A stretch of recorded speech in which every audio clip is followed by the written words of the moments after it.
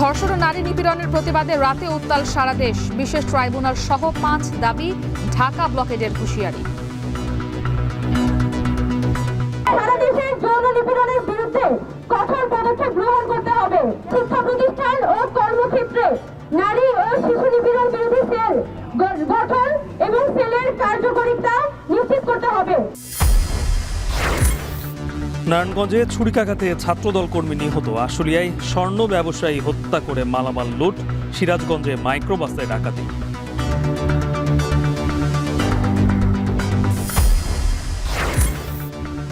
জুলাই শহীদ স্মৃতি ফাউন্ডেশনে অর্থ হাতিয়ে নিচ্ছে প্রতারক চক্র। গণঅভ্যুত্থানের শহীদ ও আহতদের নামের গেজেটের দাবি। বিএনপির ভারপ্রাপ্ত চেয়ারম্যান তারেক রহমান দেশে ফিরলেই কাউন্সিল করবে দলটি। বিদ্যমান আরপিও পরিবর্তনের দাবি। গণতন্ত্র আগে ফিরিয়ে আনতে হবে এবং আরপিও বিষয়গুলো অবশ্যই গুরুত্বপূর্ণ এবং আরপিওতে অনেক পরিবর্তন আনতে হবে। এবং লিবারেল পার্টির বিপুল ভোটে কানাডার নতুন প্রধানমন্ত্রী মার্ক কার্নি বললেন, তার দেশ কখনো যুক্তরাষ্ট্রের অংশ হবে না।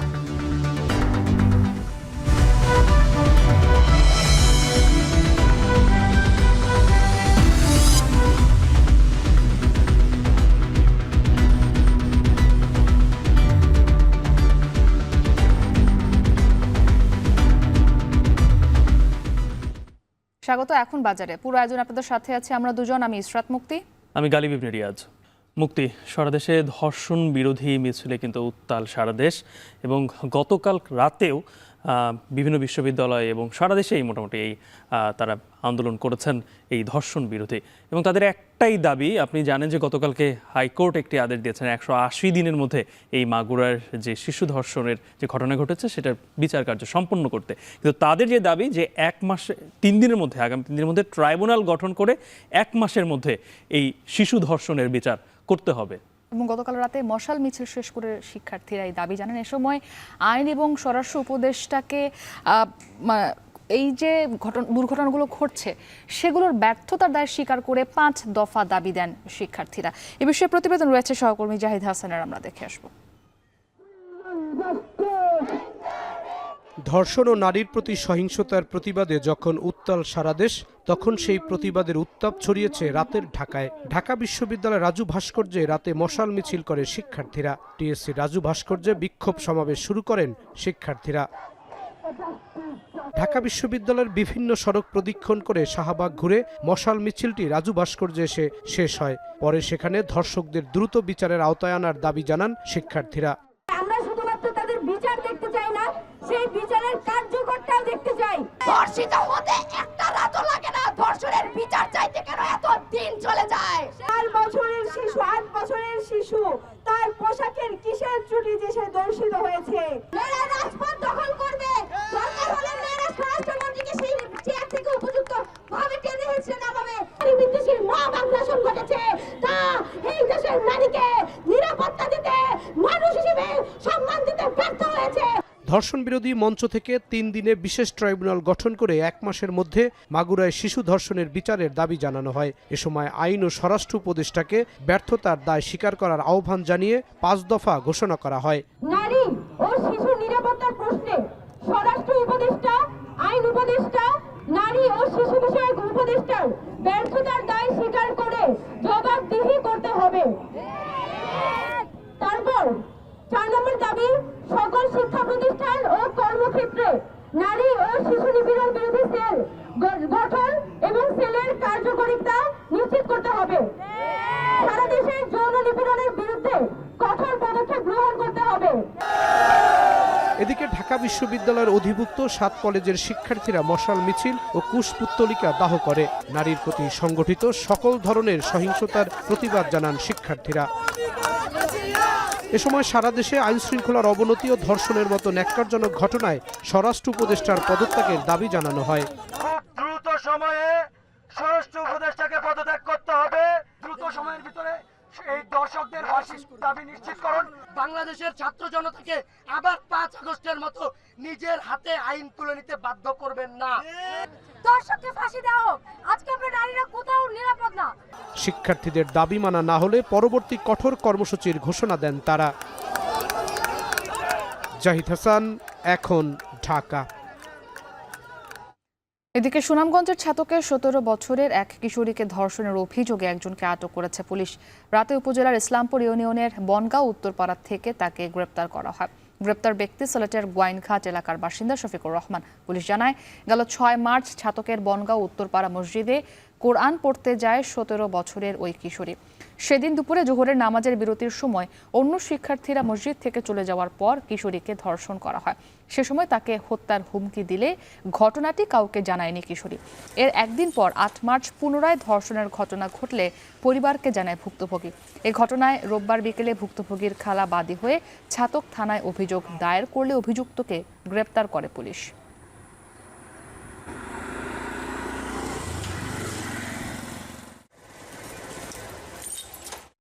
নারায়ণগঞ্জে দুর্বৃত্তের ছুরিকাঘাতে অপূর্ব নামে এক ছাত্রদল কর্মী নিহত হয়েছেন।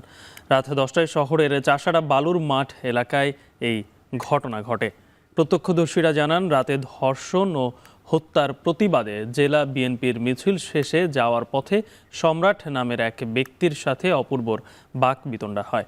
এক পর্যায়ে সঙ্গে থাকা ছুরি দিয়ে অপূর্বকে আঘাত করে তিনি। পরে দ্রুত তাকে উদ্ধার করে খানপুর হাসপাতালে নিলে কর্তব্যরত চিকিৎসক তাকে মৃত ঘোষণা করেন। পুলিশ বলছে, অভিযুক্ত সম্রাটকে আটক করা হয়েছে। এই ঘটনায় আরও কেউ জড়িত থাকলে তাদেরকেও আইনের আওতায় আনা হবে।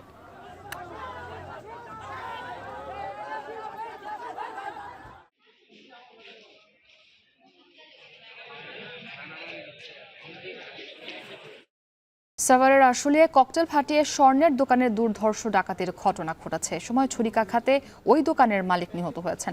রাত 9টার দিকে নয়ারহাটে দিলীপ স্বর্ণালয়ে এই ডাকাতির ঘটনা ঘটে। পুলিশ জানিয়েছে, রাতে তারাবি নামাজের সময় বাজারে স্বর্ণের দোকান বন্ধ করছিলেন মালিক দিলীপ দাস।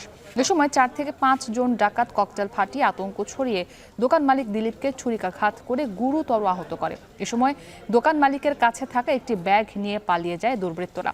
পরে স্থানীয়রা গুরুতর আহত দিলীপ দাসকে উদ্ধার করে সাভার এনাম মেডিকেল কলেজ হাসপাতালে ভর্তি করলে চিকিৎসক তাকে মৃত ঘোষণা করেন।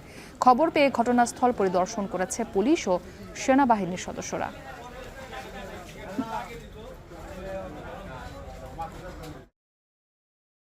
জনতার প্রতিরোধে ঝালকাঠি শহরে ইফতারির সময় বোমা ফাটিয়ে ডাকাতির চেষ্টা ব্যর্থ হয়েছে।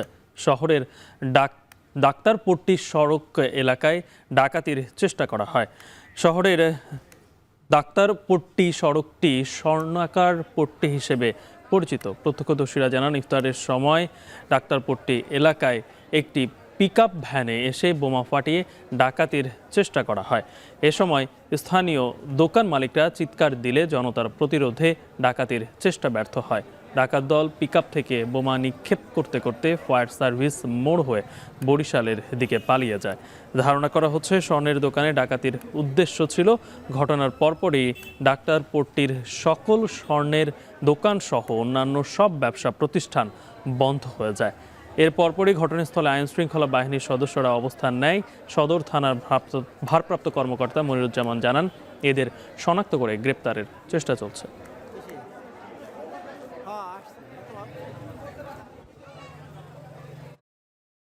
সিরাজগঞ্জে যমুনা সেতুর পশ্চিম সংযোগ মহাসড়কে একটি মাইক্রোবাসে রাতে ডাকাতির ঘটনা ঘটেছে।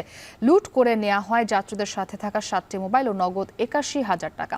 রোববার রাত 8টার দিকে যমুনা সেতুর পশ্চিম সংযোগ মহাসড়কের সিরাজগঞ্জের কোনাবাড়ি এলাকায় এই ঘটনা ঘটে। ভুক্তভোগীরা জামায়াতে ইসলামের নেতা কর্মী বলে জানা গেছে।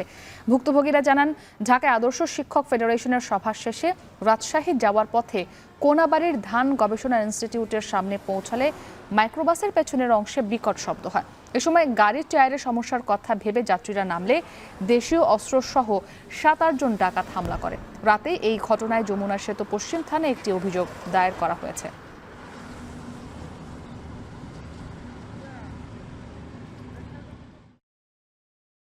স্বরাষ্ট্র উপদেষ্টা জাহাঙ্গীর আলম চৌধুরী আজ ভোরে রাজধানীর তেজগাঁও, ধানমন্ডি, শাহবাগ ও নিউ মার্কেট এই 4টি থানা পরিদর্শন করেন।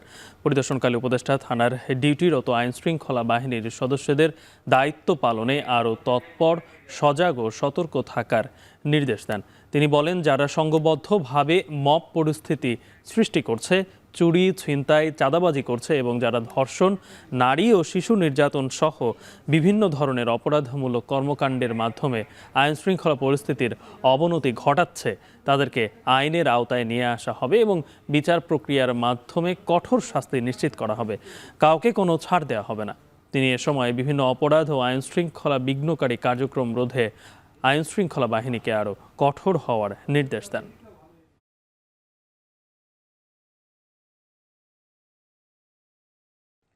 জুলাই অভ্যুত্থানে চরম বর্বরতার শিকার হয় ছাত্র জনতা। আহত হয়েছেন 22,000-এর বেশি মানুষ। শহীদ পরিবার ও আহতদের সহায়তা দিতে গড়ে তোলা হয় জুলাই শহীদ স্মৃতি ফাউন্ডেশন। এ ফাউন্ডেশন থেকে শহীদ পরিবারকে অর্থ সহায়তার পাশাপাশি আহতদের চিকিৎসা খরচ দেওয়া হচ্ছে। মানবিক এই কাজের প্রতিষ্ঠান থেকেও প্রতারণা করে অর্থ হাতিয়ে নিচ্ছে একটি চক্র। এজন্য জেলা পর্যায়ে স্বাস্থ্য অধিদপ্তরের ওয়েবসাইট ম্যানেজমেন্ট ইনফরমেশন সিস্টেমকে দায়ী করছেন সংশ্লিষ্টরা। দেলওয়ার দরুনের প্রতিবেদন।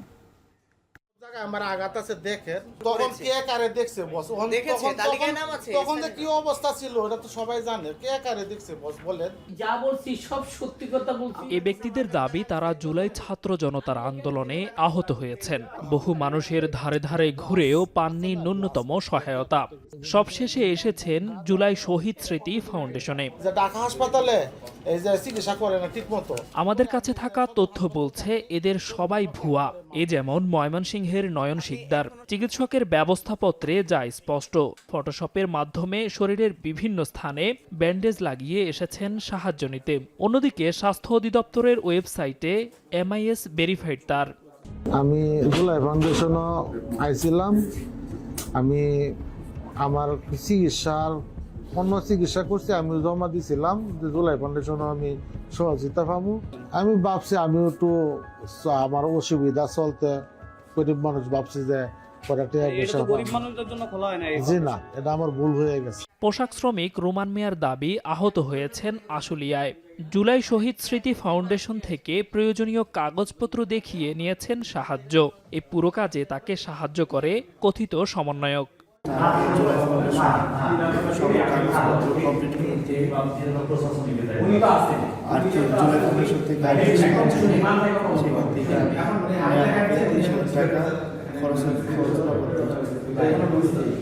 ডিসেম্বরে মোহাম্মদপুর এলাকায় ডাকাতের কবলে পড়ে গুলিবিদ্ধ হয় রিকশাচালক বেল্লাল।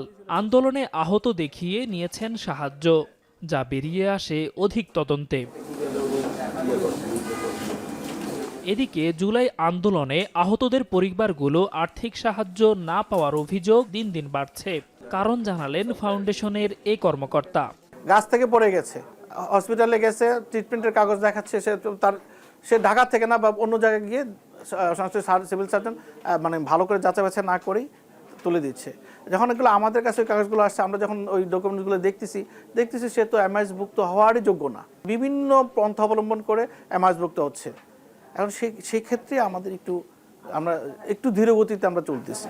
সেই বিকাশ নম্বরটি একটু বলুন তো। ছাত্র জনতার অভ্যুত্থানে হতাহতদের সহায়তার জন্য গঠিত হয় জুলাই শহীদ স্মৃতি ফাউন্ডেশন। কিন্তু স্বাস্থ্য অধিদপ্তরের ওয়েবসাইট MIS বিভ্রান্তিতে ফেলছে ফাউন্ডেশনকে।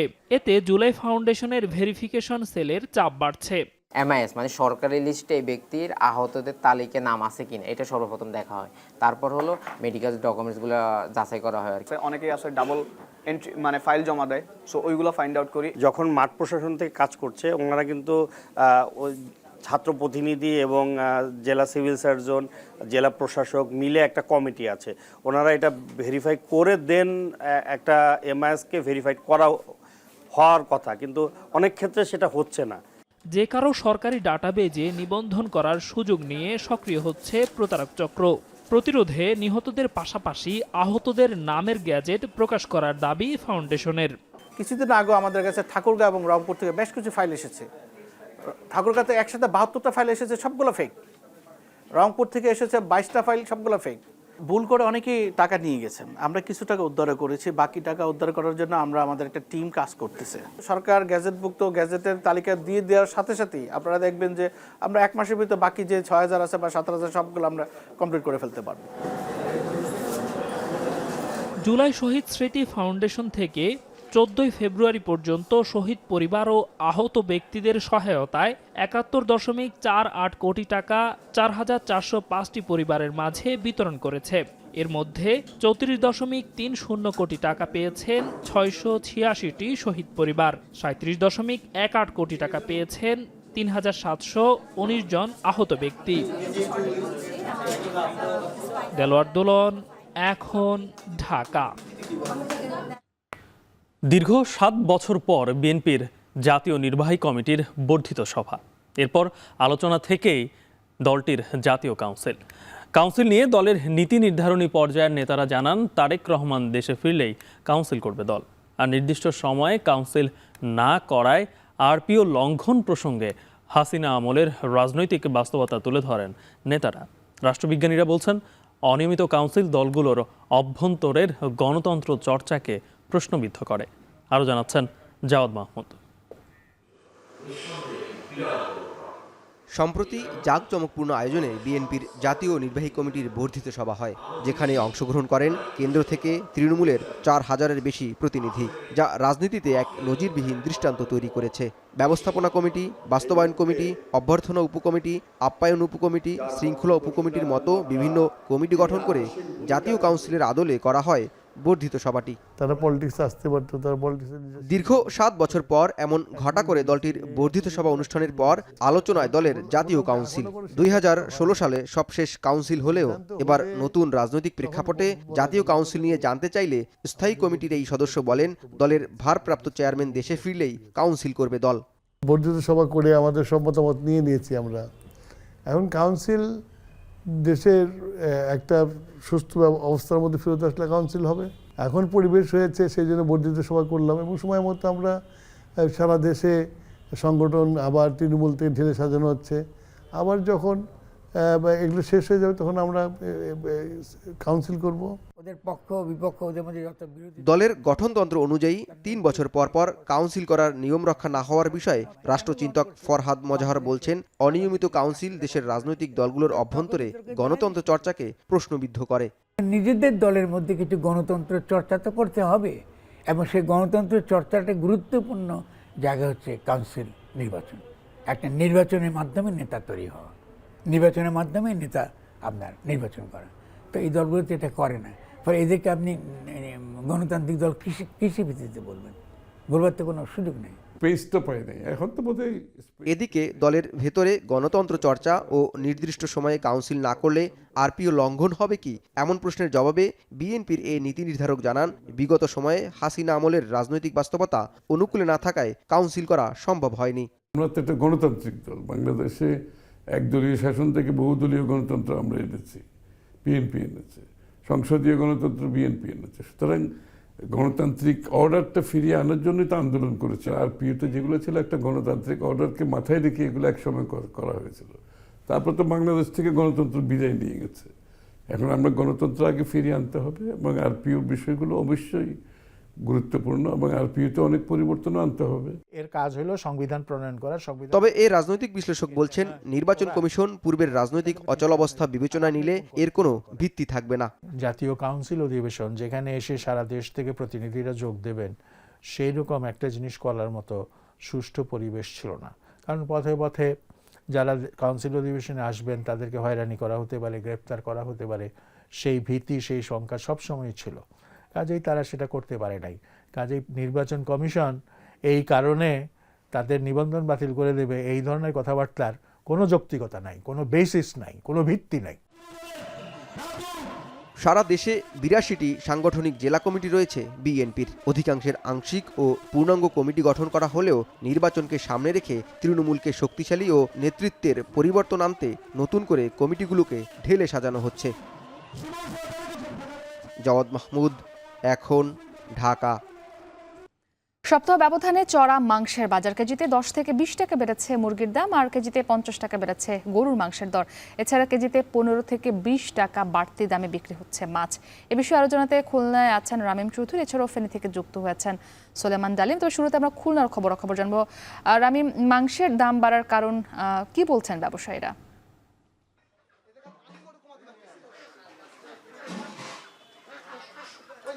মুক্তি, গত কয়েকদিন ধরে আমরা দেখেছি যে সব ধরনের মাংসের বাজারে কিন্তু বেশ অস্থিতিশীল অবস্থায় রয়েছে। মুরগির মাংসের দাম কিছুটা বেড়েছে, পাশাপাশি গরুর মাংসের যে বাজার সেটিও কিন্তু বেশ ঊর্ধ্বমুখী। আমরা এই মুহূর্তে রয়েছি গল্লামারী বাজারে। এটি কিন্তু একটি খুচরা বাজার, আপনি দেখতে পাচ্ছেন। এখানে কিন্তু ব্রয়লার মুরগি প্রতি কেজি আজকে বিক্রি করা হচ্ছে 190 টাকা করে, যেটি কিন্তু রমজান শুরু হওয়ার ঠিক আগ মুহূর্তেই দাম বেড়েছে এবং তার আগে কিন্তু 180 টাকা করে প্রতি কেজি বিক্রি করা হতো। এর পাশাপাশি অন্যান্য যে মুরগি রয়েছে, যেমন সোনালী বা কক জাতের যে মুরগি রয়েছে, সেগুলোর দাম কিন্তু স্থিতিশীল অবস্থায় রয়েছে বলে এখানকার ব্যবসায়ীরা আমাদেরকে জানিয়েছেন। তবে কিছু কিছু জায়গায় কিন্তু ব্রয়লার মুরগি 200 টাকা করেও প্রতি কেজি বিক্রি করা হচ্ছে বলে এখানকার ব্যবসায়ীরা আমাদেরকে জানিয়েছেন। তবে তারা যেটি বলছেন যে মূলত কিন্তু এবছর মুরগির দাম কিন্তু খুব বেশি একটা বাড়েনি। গত কয়েক বছরে তারা বলছে যে গত কয়েক বছরে কিন্তু রমজান আসলেই মুরগির দাম, সব ধরনের মুরগির দামই কিন্তু অনেকটাই বেড়ে যায়। তবে এবছর কিন্তু সেটা হয়নি। এবছর কিন্তু কিছু কিছু মুরগির দাম স্থিতিশীল অবস্থায় রয়েছে। এর পাশাপাশি গরুর মাংসের কথা যদি আপনাকে বলি, প্রতি কেজি গরুর মাংস কিন্তু বর্তমানে বিক্রি করা হচ্ছে 720 থেকে 750 টাকা করে, যেটি কিন্তু গত কয়েকদিন, বিশেষ করে রমজানের আগ মুহূর্তে কিন্তু এই দামটা বেড়েছে। রমজানের আগে কিন্তু এই গরুর মাংসের দাম কিন্তু প্রতি কেজি ছিল 700 টাকা করে। তবে বর্তমানে কিন্তু বেশিরভাগ জায়গাতেই কিন্তু মাংসের দাম বেড়েছে বলে আমরা দেখেছি। আজকে গল্লামারী যে বাজার রয়েছে, গল্লামারী বাজারে কিন্তু আজকে গরুর মাংস প্রতি কেজি বিক্রি করা হচ্ছে 720 থেকে 750 টাকা। এই মাংসের বাজার কিন্তু বেশ অস্থিতিশীল, কারণ এখানে কিন্তু এক এক জায়গাতে এক এক রকম দাম রাখা হচ্ছে। বিশেষ করে এখানে এক একটি বাজারে কিন্তু এক এক রকম দাম। আমরা দেখেছি যে ময়লাপোতা গরুর মাংসের যে বাজার রয়েছে সেখানে 750 টাকা করে প্রতি কেজি বিক্রি করা হচ্ছে, আবার গল্লামারী বাজারে 720 টাকা করে বিক্রি করা হচ্ছে।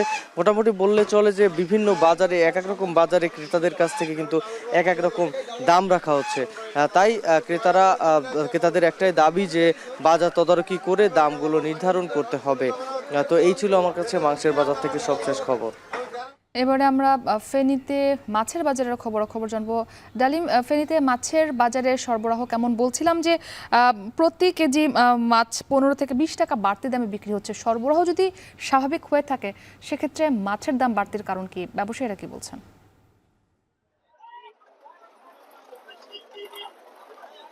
মুক্তি, সপ্তাহের অন্য যে কোনো দিনের চাইতে ফেনীতে আজকের যে খাজুরি এলাকার মৎস্য আড়ত রয়েছে, এই মৎস্য আড়তের মাছের দাম কিছুটা বাড়তি রয়েছে। আমরা দেখছি যে সপ্তাহের অন্য দিনের চাইতে আজকের বাজারে মাছের যে দাম সেটি কিন্তু ক্ষেত্র বিশেষ 15 থেকে 20 টাকা, কোনো কোনো ক্ষেত্রে 25 টাকাও বৃদ্ধি হয়েছে। আজকের বাজারে আমরা যেটি দেখেছি যে রুই, কাতল, মৃগেল, পাঙাশ সহ চাষের যেসব মাছ রয়েছে সাধারণত সেসব মাছের সরবরাহ কিন্তু আছে। অন্যান্য যে নদীর মাছ এবং সাগরের যেসব মাছ রয়েছে সেই সব মাছের সরবরাহ খুব একটা নেই বললেই চলে। আজকের বাজারে আমরা যেটি দেখেছি যে পাইকারিতে রুই, কাতল এবং মৃগেল যেসব মাছ, সেগুলো মাছ 220 থেকে 260 টাকার মধ্যে বিক্রি হচ্ছে। খুচরো বাজারে যেগুলো 270 থেকে 280 টাকার মধ্যে বিক্রি হচ্ছে। কাতল মাছ আজকের বাজারে আমরা এখানে পাইকারি বাজারে যেটি দেখেছি যে 1 কেজির উপরে যেসব কাতল মাছ সেগুলো কিন্তু আমরা দেখেছি যে 300-320 টাকাতে পাইকারিতে বিক্রি হচ্ছে। খুচরো বাজারে যেগুলো 350 টাকায় বিক্রি হচ্ছে। অপরদিকে সামুদ্রিক যেসব মাছ রয়েছে, বাইলা, পোমা, সুরমা সহ অন্যান্য যেসব মাছ, সেসব মাছের সরবরাহ বাজারে একদমই কম। অল্প বিস্তর যে মাছগুলো রয়েছে সেগুলো কিন্তু 220 থেকে 250 টাকার মধ্যে বিক্রি হচ্ছে। এছাড়াও নদীতে যেহেতু এখন ইলিশ মাছ ধরার নিষিদ্ধ সময় চলছে, যার ফলশ্রুতিতে বাজারে কিন্তু ইলিশ মাছ একদমই নেই। এছাড়াও নদীর অন্যান্য যেসব মাছ রয়েছে সেসব মাছেরও কিন্তু বাজারে একদমই অপ্রতুলতা রয়েছে। আমরা কথা বলেছি ক্রেতাদের সাথে, ক্রেতারা আমাদেরকে যেমনটি জানিয়েছেন যে অন্যান্য সপ্তাহের দিনের চাইতে আজকের বাজারে মাছের দাম বেশি, সরবরাহ বাড়লে মাছের দাম কিছুটা কমতে পারে বলে আমাদেরকে বিক্রেতারা জানিয়েছেন। তো এই ছিল ফেনীর খাজুরি এলাকা থেকে আমাদের কাছে আজকের মাছ বাজারের খবরের সর্বশেষ। 4 মাসে সাতক্ষীরার ভোমরা বন্দর দিয়ে ভারত থেকে শুল্কমুক্ত সুবিধায় আমদানি হয়েছে 1,31,401 টন চাল। তবে খুচরা বিক্রেতাদের অভিযোগ, বিপুল পরিমাণ আমদানির চাল মজুত করার পরও কোনো প্রভাব পড়ছে না বাজারে। সাতক্ষীরা থেকে হাসান রাজীবের প্রতিবেদন, ক্যামেরায় ছিলেন মাসুদ রানা। চালের দাম সহনীয় রাখতে গত বছরের নভেম্বরে ভারত থেকে চাল আমদানির অনুমতি পায় 84টি প্রতিষ্ঠান। গেল 4 মাসে ভোমরা স্থলবন্দর দিয়ে ভারত থেকে আমদানি হয়েছে প্রায় 1.5 লাখ মেট্রিক টন চাল। তারপরও সাতক্ষীরা সহ জেলার আশপাশের চালের বাজারে দাম কমার ওপর প্রভাব পড়েনি। গত 1 মাসের ব্যবধানে সাতক্ষীরার বাজারে প্রকারভেদে বিভিন্ন চালের দাম বেড়েছে কেজিতে 4 থেকে 5 টাকা পর্যন্ত। এতে বিপাকে পড়েছেন ক্রেতারা। 25 কেজি দিতে 1850 টাকা নিয়েছিলাম, এখন সেটা 2100 টাকা বলছি। সেই একই বাসমতি 40 টাকা 50 টাকা 35 টাকা চাল কিনে খাতাম, আর এখন আমরা খুদ চাল কিনে খাচ্ছি 50 টাকা করে। অনেক দাম বেশি, এত দামে চালে আমরা গরিব মানুষ কিনে খেতে পারি? খুচরা চাল ব্যবসায়ীদের অভিযোগ, সিন্ডিকেট করে আমদানি করা চাল মজুত রাখছে পাইকারি বিক্রেতারা, ফলে বাজারে কমছে না চালের দাম। বাইরেতে চাল এসেছে কিন্তু বেচা কেনা নেই ভাই, দাম বেশি। ইন্ডিয়াতে যে মাল এসেছে বুঝতে পেরেছেন, সে মাল এসে গুডাউন করে লোড করে রেখে দিচ্ছে, বাজারে তো এইসব মাল ছাড়ে তো কম দামে বিক্রি করা যায়। বিভিন্ন মাল মজুত করে রেখেছে বড় বড় গোডাউনে তারা ওই অল্প অল্প করে এনেছে, ঘরে এনে অল্প অল্প করে এনে দাম বেশি লাগতেছে। তবে বন্দরের চাল আমদানিকারকরা জানান, ভারতের বাজারে চালের দাম বেশি থাকায় আমদানি করা চাল বেশি দামে বিক্রি করতে হচ্ছে। এ অবস্থায় দাম কমার সম্ভাবনা দেখছেন না তারা। ডলার দিয়ে চাউল কিনতে হচ্ছে, যে কস্টিং পড়ছে, সেক্ষেত্রে ব্যবসায়ীরা লস হয়ে যাচ্ছে। দেখা যাচ্ছে 118-20 ডলারে আমরা মাল ক্রয় করতেছি, কিন্তু বিল ছাড়ার সময় 20 থেকে 22 টাকা ছাড়তে হচ্ছে। আগে চাউলটা ঢুকতো, ডলারের রেট যখন কম ছিল তখন প্রত্যেক দিন 70-80 গাড়ি করে চাউল ঢুকতো। সেই চাউলটা এখন ঢুকতেছে মাত্র 30 গাড়ি 40 গাড়ি। আগে প্রথম যখন চাউল ঢোকার অনুমতি হয়েছিল তখন দেখা যাচ্ছে বেশি ঢুকতো, 70-80 গাড়ি করে ঢুকতো, কিন্তু এখন এটা তুলনামূলক অনেক কম। বর্তমান চাল আমদানিতে ভোমরা স্থলবন্দরে অনেকটা কম। এর মূলত কারণ হচ্ছে বাংলাদেশের বাজার মূল্য কম, ভারত থেকে কিনামূল্যের সাথে সমন্বয় করলে এ পাশে এসে বিক্রয় মূল্য কম, সেই কারণের জন্যই মূলত চাল আমদানি হচ্ছে কম। এদিকে একটি প্রজ্ঞাপনের মাধ্যমে বেসরকারিভাবে চাল আমদানির সময়সীমা আগামী 15 এপ্রিল পর্যন্ত বাড়ানো হয়েছে বলে জানায় ভোমরা স্থলবন্দরের কাস্টমস কর্তৃপক্ষ। আমাদের কাছে কোনো নির্দেশনা নাই, এটা আগামী 1 তারিখ এটা বৃদ্ধি করা হলো, মানে ডিউটি না নেওয়ার জন্য, ডিউটিটা না সেইটা 15 এপ্রিল পর্যন্ত বাড়ানো হয়েছে এবং এটাই সর্বশেষ। ভারত থেকে চাল আমদানির কথা ছিল 3,92,000 মেট্রিক টন, তবে এখন পর্যন্ত আমদানি করা হয়েছে অর্ধেকেরও কম। হাসান রাজীব, এখন সাতক্ষীরা। ব্রাহ্মণবাড়িয়ায় চালকল মালিকদের কারসাজিতে চালের বাজার অস্থির হয়ে ওঠার অভিযোগ রয়েছে। বলা হয়, অনুমোদিত মজুতের বাইরে অতিরিক্ত চাল মজুত করে বাজারে কৃত্রিম সংকট তৈরি করেন বৈধ অনেক চালকল মালিক। এতে বিদেশ থেকে চাল আমদানি করেও সুফল পান না ভোক্তারা। আজিজুল সঞ্চয়ের প্রতিবেদন। মেঘনার ভিউসি ঘাটের মোকাম ঘিরে ব্রাহ্মণবাড়িয়ায় গড়ে উঠেছে 250-র বেশি চালকল, যেখান থেকে প্রতিদিন অন্তত 10 কোটি টাকার চাল পাঠানো হয় ঢাকা, চট্টগ্রাম ও সিলেট সহ দেশের বিভিন্ন অঞ্চলে। চাল মজুতের ক্ষেত্রে অটোমেটিক, মেজর ও হাস্কিং মিলগুলোই ছাঁটাই ক্ষমতার দ্বিগুণ চাল 15 দিন পর্যন্ত মজুত রাখার অনুমোদন রয়েছে। তবে অভিযোগ রয়েছে, বাজারে সংকটের অজুহাতে দাম বাড়াতে অনেক মিল মালিক এর চেয়ে বেশি দিন চাল মজুত করেন। এর জন্য অনেক সময় অবৈধ মিল ব্যবহার করেন বৈধ মিলাররা, যার ফলে প্রায়ই অস্থির হয়ে ওঠে চালের বাজার। মিল মালিকরা সকলে মিলে সিন্ডিকেট করে যত বাড়ায় তত কিনতে হয়। আমরা তো জনগণ অসহায় অবস্থায় আছি। মিলারের দলের হাজার হাজার মন দানি স্টক আছে, চাউল আছে, এর থেকে তো আমরা কৃষক ন্যায্য মূল্য পাচ্ছে না, ভোক্তারা কিনে খেতে পাচ্ছে না। তার মধ্যে এই মধ্যস্বত্বভোগী যারা আছে তারা কিন্তু এই সুবিধাগুলো নিচ্ছে বারবার। অবৈধ মিলে চাল মজুতের অভিযোগ অস্বীকার করে অবৈধ মজুতের জন্য আড়তদারদের দায়ী করলেন চালকল মালিক সমিতির শীর্ষ নেতা। লাইসেন্সবিহীন তারা বিভিন্ন হানো গোডাউন রাখে, আর এই ক্ষেত্রে তারা চাল বলেন ধান বলেন স্টক করে। বাজার যখন বৃদ্ধি হয় তখন তারা এগুলা বিক্রি করে। খাদ্য বিভাগ বলছে মজুতের তথ্য না পাওয়ায় চাল নিয়ে কারসাজির সুযোগ পায় সিন্ডিকেট। নিয়মিত অভিযান চালানোর কথা বলছে জেলা প্রশাসন। যেসব মিলগুলো অনিবন্ধিত তাদের হচ্ছে যে আমরা যখন মোবাইল কোড করেছি বা হচ্ছে টাস্কফোর্সের হচ্ছে যারা সদস্যরা গিয়েছেন টিম নিয়ে, তখন তো তাদের গুদামে অনেক ধরনের মজুদ পেয়েছে এবং তাদেরকে অনেক জরিমানাও করা হয়েছে। অবৈধ যেগুলো আছে সেগুলোর বিষয়ে মোবাইল কোডের আওতায় আমরা বিচার কার্য চালিয়ে যাচ্ছি এবং জরিমানার আওতায় নিয়ে আসতেছি ওদেরকে। আশা করি খুব তাড়াতাড়ি নিবন্ধনের আওতা বহির্ভূত যেগুলো আছে সেগুলোকে আইনের আওতায় নিয়ে আসবো আর কি। ব্রাহ্মণবাড়িয়ায় 30টিরও বেশি অনুমোদনহীন চালকল রয়েছে।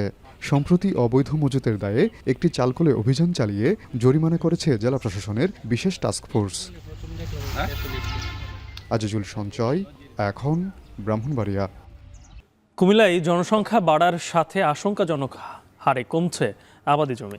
এক দশকে কমেছে 23,000 হেক্টর আবাদি জমি। একই সময়ে জনসংখ্যা বেড়েছে প্রায় 9 লাখ। কমেছে উদ্বৃত্ত খাদ্যের পরিমাণ। শীঘ্রই কোনো ব্যবস্থা না নিলে খাদ্য নিরাপত্তার জন্য হুমকির শঙ্কা বিশেষজ্ঞদের। মাসুদ আলমের প্রতিবেদন, ক্যামেরায় ছিলেন বাসির আহমেদ। এক দশক আগেও দক্ষিণ পূর্বাঞ্চলের জেলা কুমিল্লার এসব স্থানে ছিল ফসলি জমি। আবাদ হতো ধান সহ বিভিন্ন ফসল। তবে সময়ের সাথে এর বেশিরভাগই এখন ইট সিমেন্টের ভবন কিংবা বসতবাড়ির দখলে। একসময় প্রায় 400 একর জমি জুড়ে কুমিল্লার সদর দক্ষিণের ধনাইতরি ও কমলাপুরের এ মাঠে ছিল শুধুই ফসলের হাতছানি। কিন্তু অপরিকল্পিতভাবে শিল্প কারখানা, ঘরবাড়ি ও রাস্তাঘাট নির্মাণে পানি নিষ্কাশন ব্যবস্থা ভেঙে পড়ায় বিস্তীর্ণ এ মাঠে আশঙ্কাজনক হারে কমেছে ফসল উৎপাদন। পানির ফত নাই, কিছু নাই, একবারে মানে আমরা ফসল মাই গ্যারামও জন্য পানি ওঠে। এই মাঠে অনেক ফসল হইতো, যে ধান মানে ধানের জন্য মনে করেন ইয়ে নয়। আবার যে ফসল হয়েছে মানে আবার মানে মানুষের বাড়িতে মনে হয় পুরো 1 কানি খেতে 5 কেজি ধান নিছে। জমি কেমনে থাকবো আমরা তো বিশ্ব রোডের সাথে সবাই টাকা লোভে হয় বেচছে। কৃষি বিভাগ বলছে 10 বছর আগে কুমিল্লায় আবাদযোগ্য জমির পরিমাণ ছিল 2,16,078 হেক্টর। তবে এখন তা কমে দাঁড়িয়েছে 1,93,011 হেক্টরে। এতে ফসল উৎপাদন কম হওয়ায় চাহিদার তুলনায় কমেছে উদ্বৃত্ত খাদ্যের পরিমাণ। কৃষি কর্মকর্তারা বলছেন এ জেলায় প্রতি বছরে 1% বেশি আবাদি জমি গিলে খাচ্ছে ঘরবাড়ি, ইটভাটা, রাস্তাঘাট ও শিল্প কারখানা। এতে নির্ধারিত জমিতে বাড়তি জনসংখ্যার জন্য খাদ্য উৎপাদন অনেকটা চ্যালেঞ্জিং। জনসংখ্যা বাড়ার সাথে সাথে আমার খাদ্য উৎপাদনের জায়গাটা সংকুচিত হচ্ছে। এখানে একটা নীতি তৈরি করা উচিত আমি মনে করি, যে ঘরবাড়ি তৈরির ক্ষেত্রে সরকারের যদি এরকম কঠোর অনুমোদন নেওয়ার বাধ্যবাধকতা থাকে, তাহলে সবাই ঘরবাড়ি করার ক্ষেত্রে ওই নীতি অনুসরণ করে ঘরবাড়ি করবে। এদিকে গেল 11 বছরে জেলায় জনসংখ্যা বেড়েছে প্রায় 8,25,000 জন। বিশ্লেষকরা বলছেন আবাদি জমির পরিমাণ এভাবে কমতে থাকলে একসময় খাদ্য ঘাটতি দেখা দেবে জেলায়। তাই সরকারকে পরিকল্পনা নেয়ার তাগিদ দেন তারা। বিক্ষিপ্ত শিল্প ও কারখানা কিন্তু দিন দিন বেড়ে চলতেছে। এটা কোথায় যাচ্ছে? সব কৃষি জমির উপরে।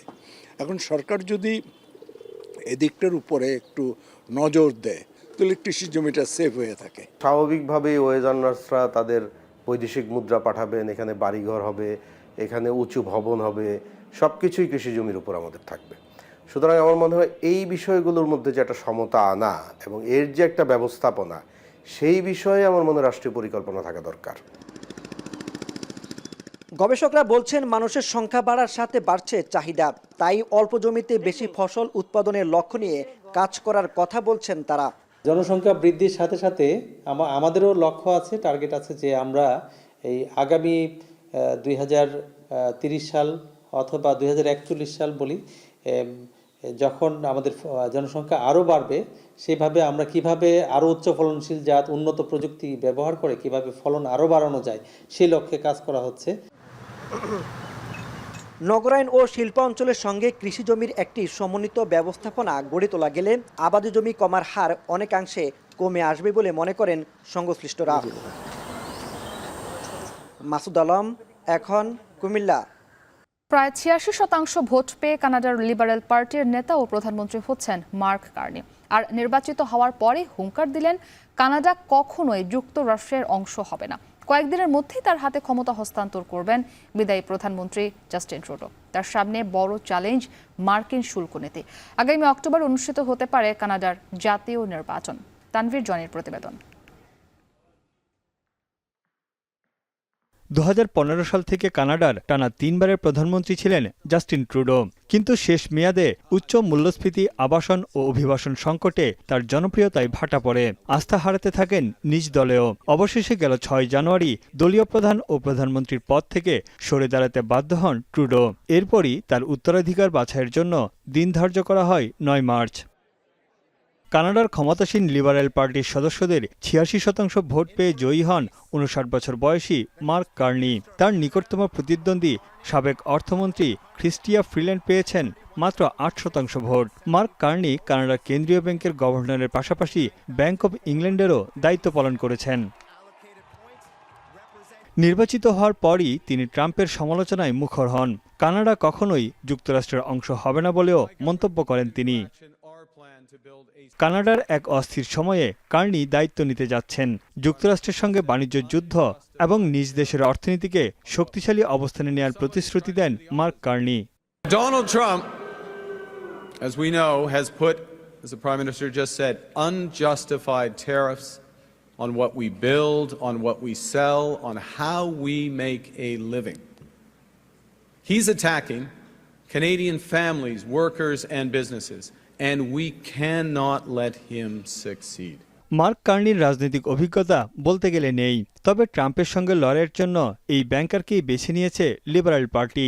তার বিজয়ে অভিনন্দন জানিয়েছেন নিউ ডেমোক্রেটিক পার্টির নেতা জগমিত সিং। তবে বিরোধী দল কনজারভেটিভ ও গ্রিন পার্টির নেতারা তার তীব্র সমালোচনা করেছেন। আগামী অক্টোবরের শেষ দিকে কানাডার জাতীয় নির্বাচন আয়োজনের সাংবিধানিক বাধ্যবাধকতা আছে। তার আগ পর্যন্ত দেশটির ক্ষমতায় থাকবেন মার্ক কার্নি। প্রধানমন্ত্রীর পদ থেকে ট্রুডোর আনুষ্ঠানিক পদত্যাগের পর শপথ নেবেন তিনি। ক্ষমতা হস্তান্তরে আরও কয়েকদিন সময় লাগতে পারে। তানভীর জানি, এখন বিশ্ব। দীর্ঘ 16 ঘন্টা পর স্থবিরতা কাটল ঐতিহাসিক বিগ বেনের। লন্ডনের আইকনিক এলিজাবেথ টাওয়ার বেয়ে উঠে গিয়ে ফিলিস্তিনি পতাকা ঝুলিয়ে রেখেছিলেন এক যুবক। ঘটনার আকস্মিকতায় যান চলাচল বন্ধ হয়ে যায় আশপাশের সড়কগুলোতে। আলোচনার মাধ্যমে নিচে নামানোর পর গ্রেপ্তার করা হয় বিক্ষোভকারীকে। আরও জানাচ্ছেন নুজহাত কামাল। খালি পায়ে 314 ফুট উঁচু ভবন বেয়ে উঠে যান এক যুবক। ফিলিস্তিনি পতাকা ঝুলিয়ে সেখানেই ঠায় বসেছিলেন 16 ঘন্টার বেশি সময়। যুক্তরাজ্য এবং দেশটির গণতান্ত্রিক শাসন ব্যবস্থার উল্লেখযোগ্য প্রতীক great bell of the great clock of Westminster, যা বিগ বেন নামে পরিচিত সারা বিশ্বে।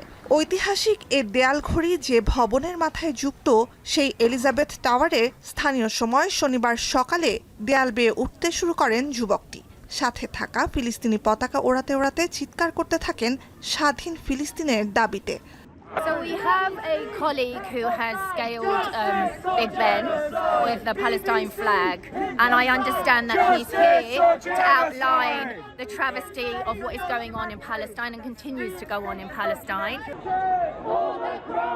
ঘটনার আকস্মিকতায় ওয়েস্টমিনস্টার প্রাসাদ ঘিরে সব সড়কে স্থবির হয়ে যায় যান চলাচল। আলোচনার মাধ্যমে ওই ব্যক্তিকে নিচে নেমে আসতে রাজি করানো পর্যন্ত বেশ কয়েকবার ক্রেন এবং দমকল বাহিনীর মইয়ের মাধ্যমে উপরে ওঠেন জরুরি উদ্ধারকর্মীরা। ইচ্ছে হলে তবেই নিচে নামবেন বলে জানালেও দীর্ঘ 16 ঘন্টা পর নিচে নেমে অপেক্ষারত অ্যাম্বুলেন্সে উঠতে দেখা যায় ওই যুবককে। এ সময় তার সমর্থনে নিচ থেকেও স্লোগান দেন অনেকে। They are the brave one, and they are certainly they are part of all of us. And we want to show our support. নিচে নামার পরপরই ওই ব্যক্তিকে গ্রেপ্তারের খবর নিশ্চিত করেছে ব্রিটিশ পুলিশ, তবে তার নাম পরিচয় প্রকাশ করা হয়নি। পুরো ঘটনায় দিনভর সর্বসাধারণের জন্য বন্ধ ছিল ওয়েস্টমিনস্টার সেতু, পার্লামেন্ট চত্বর ও নিকটবর্তী বিভিন্ন সড়ক। নুজহাত কামাল, এখন বিশ্ব।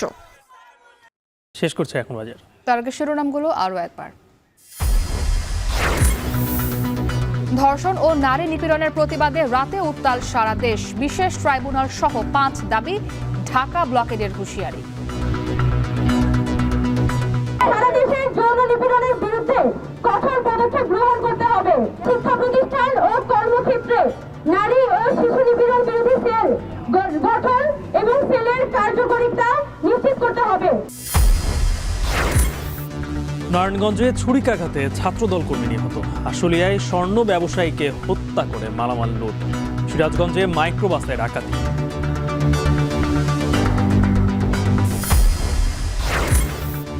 জুলাই শহীদ স্মৃতি ফাউন্ডেশনে অর্থ হাতিয়ে নিচ্ছে প্রতারক চক্র। গণঅভ্যুত্থানে শহীদ ও আহতদের নামের গেজেটের দাবি। বিএনপির ভারপ্রাপ্ত চেয়ারম্যান তারেক রহমান দেশে ফিরলেই কাউন্সিল করবে দলটি। বিদ্যমান আরপিও পরিবর্তনের দাবি। গণতন্ত্র আগে ফিরিয়ে আনতে হবে এবং আরপিও বিষয়গুলো অবশ্যই গুরুত্বপূর্ণ এবং আরপিওতে অনেক পরিবর্তনও আনতে হবে। এবং জাস্টিন ট্রুডোর স্থলাভিষিক্ত হচ্ছেন কেন্দ্রীয় ব্যাংকের সাবেক গভর্নর